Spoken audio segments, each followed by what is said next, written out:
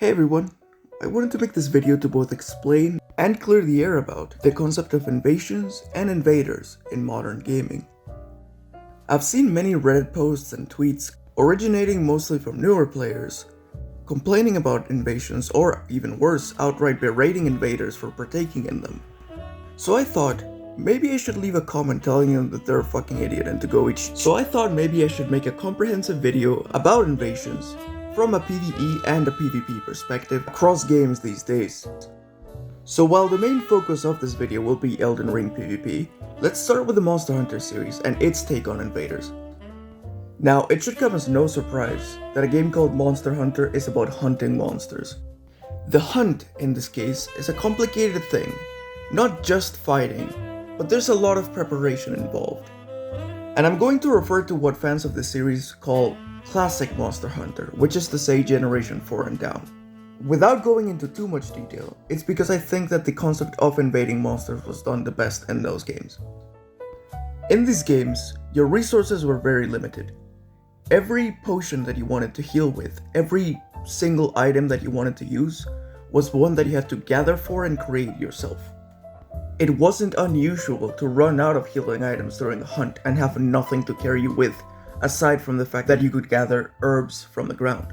What I'm trying to say is that you, as the hunter, were in charge of preparing everything you needed, and anything you didn't make, you wouldn't have. And so you're off to hunt. You prepared every item, you devised a strategy, everything is going well.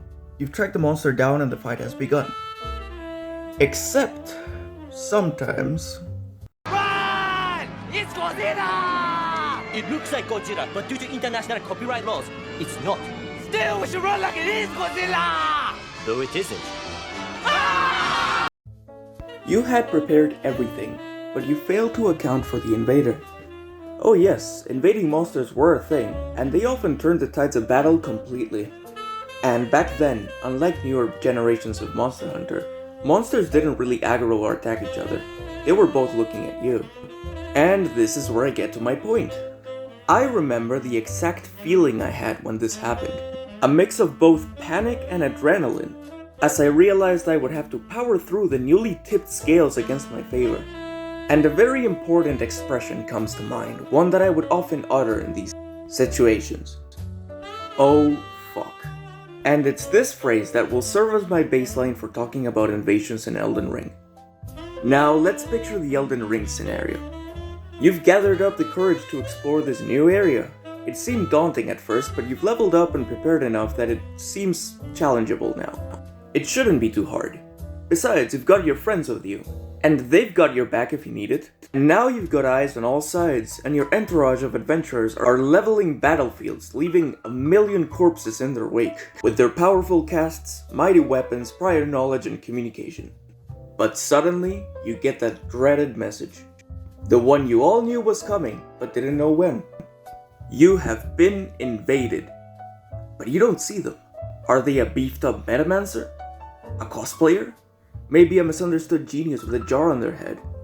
Your heart sinks, for you don't know yet. But they're coming, and they're coming for you. And you think it, you dread it, you feel it in your bones, that very same phrase. Oh fuck. And this is what invasions are about. Before even winning or losing, there's this feeling of dread, the fear of not knowing what's about to happen. The only thing you know is that now there's somebody with a bounty on your head. You don't know what they'll do. You check around corners, you think to hide, set up an ambush, clear the area of enemies, anything to turn the tides of battle in your favor before they arrive. And there they are. That red color, that unmistakable approach of a bloodthirsty warrior wanting to take your head.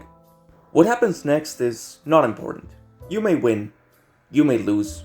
That comes down to player experience in the end. And I'm not here to talk about that. I've already made a video on that part. But it's easy to forget that feeling of dread isn't necessarily something negative. I have a feeling a lot of players are making that mistake of feeling that the mere presence of an invader in their world is somehow an insult or quote-unquote interrupting their gameplay with their friend. But to those players, I pose a question. Your friends are still there? You still have an advantage? Nothing has changed, an invader being there doesn't make them leave. And not just in numbers, you have a flask advantage, and you have access to rune arcs as well. So my question is as follows. What exactly is being interrupted?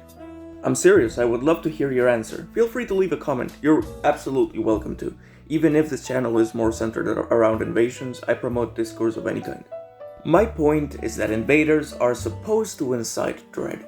They're the only unpredictable variable you'll encounter, the one thing outside of your control. To many, that may seem frustrating, but in truth there is a design philosophy behind it. Invaders are directly tied to summons. Summoning help is a risk-reward choice. This is why solo players can no longer be invaded freely, to further drive this point in.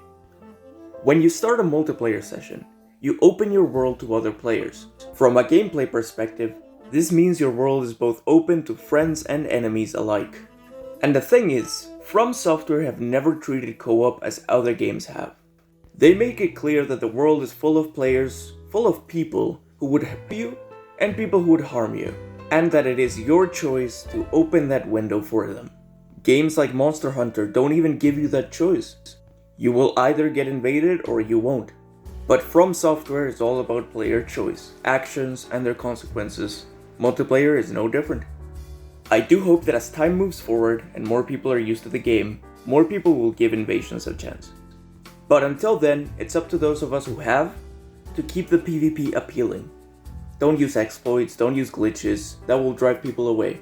And we want more people to join, not leave, right? Right then, that would be all. Go, leave, video's over, bye.